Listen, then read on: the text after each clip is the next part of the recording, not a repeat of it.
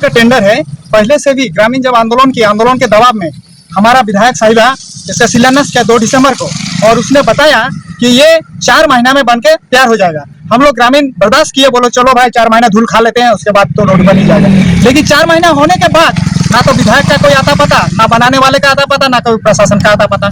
ये सारी समस्याओं को लेकर हम लोग जूझ रहे हैं। और आप लोग देख ही रहे हैं कीचड़ का जो स्थिति है, ये जब सूख जाएगा ना, उस समय जितने भी बाइक वाले हैं जैसा लगता है कि हम गाड़ी के नीचे घुस गए हैं। उसके बाद जब गाड़ी पार हो जाता है तब पता चलता है कि हम जिंदा है। इसी तरह अपना मौत को हाथ में लेके हम लोग घूम रहे हैं और इतना गुहार लगा रहे हैं। और आज इसके लेके मीटिंग चला रहे हैं यहाँ पर अनुमंडल पदाधिकारी, ये गड्ढा हटाने के लिए। हम लोग किसी भी हाल में ये गड्ढा भरने नहीं देंगे, ताकि ग्रामीणों को धूल खिलाना नहीं चलेगा। यही मेरा ये है। आपका माध्यम से मैं कहना चाहूंगा, हम लोग कभी भी किसी भी आंदोलन कर रहे हैं, आंदोलन करते रहेंगे, गड्ढा बताने नहीं देंगे। बनाना है डायरेक्ट रोड बनाए, तभी सोल्यूशन होगा, नहीं तो हम लोग गड्ढा बताने नहीं। क्या नाम आपका?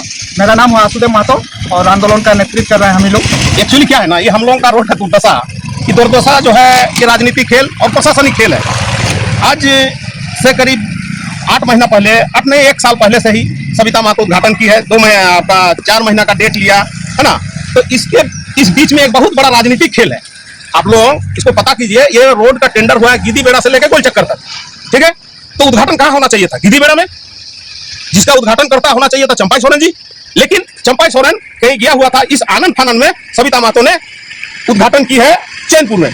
सिर्फ दादा उस जो 8 करोड़ रुपया में रिवीजन, इसको रिवीजन में डालना चाहिए था टेंडर, लेकिन रिवीजन में नहीं डालते। रिवीजन में इसलिए नहीं डाला कि उस 8 करोड़ का कमीशन जो है खाना था, 8 करोड़ का कमीशन खाना था उसको। अभी कमीशन खा ली है और ईचागढ़ की जनता भाड़ में जाए, उसका गड्ढा रहे और कुछ रहे, उससे मतलब नहीं है।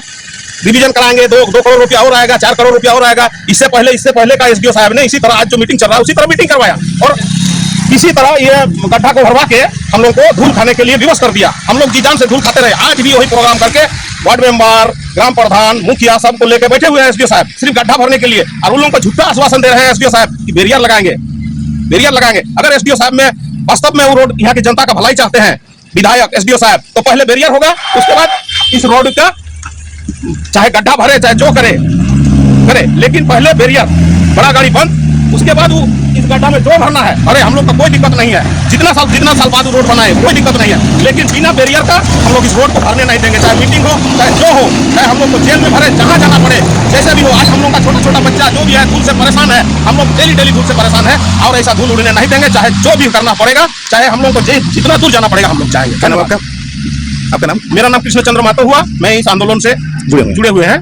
आज से करीब 2 साल से इस रोड के लिए आंदोलन कर रहे हैं। बहुत बहुत धन्यवाद। आपके चैनल के माध्यम से मैं आप लोग को बताना चाहूंगा कि अभी यहाँ पर हम लोग जो हमारा कटिया ब्लॉक रोड जो है, जो आगे जाके टोल प्लाजा में कनेक्ट होता है, ये रोड काफी दिनों से पेंडिंग पड़ा हुआ है, जिस वजह से लगातार इसमें लगातार हो रही बारिश या आने वजह से भी पेंडिंग रहने की वजह से काफी गड्ढे हो गए हैं, चलने में दिक्कत हो रहा है। वर्तमान में जो जानकारी प्राप्त है पथ निर्माण विभाग से कि इसका रिटेंडर होना है और रिटेंडर की वजह से ये काम अभी पेंडिंग पड़ा हुआ है। हालांकि रिटेंडर हेतु उसकी जो संचिका है वो विभाग स्तर पर भेजी गई है माननीय उपायुक्त महोदय के प्रयासों से।